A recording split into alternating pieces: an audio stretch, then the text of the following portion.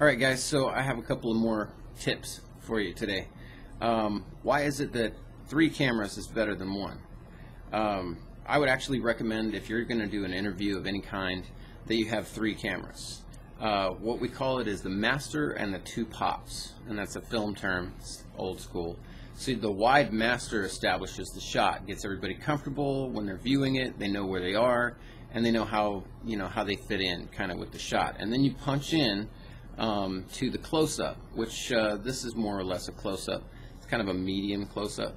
What you have, if you have 2 people talking, you want to have the wide master establish the shot, and you want to have a close-up on person A and then a close-up on person B, so that you can really engage in the conversation. If you're really filming on a lower end budget and you've got those cameras like I showed you in the last video before, it's actually more valuable to spend a little bit less money or a little bit more money on multiple cameras than it is to get to spend all your money on one if you're doing interviews. Now, if you do a narrative film and you're going to take each shot individually, I actually prefer to use 1 camera.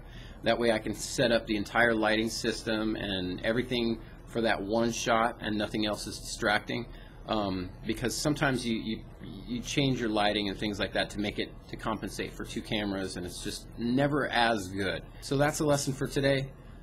Cheaper cameras, go with 3 instead of just 1 if you're doing interviews. Wide master and the 2 pops, 2 close-ups, right? So that way when you're editing, you can do what's called a multicam if you have that, if you have Premiere Pro. And I may do a tutorial, but there's some out there already that are very good.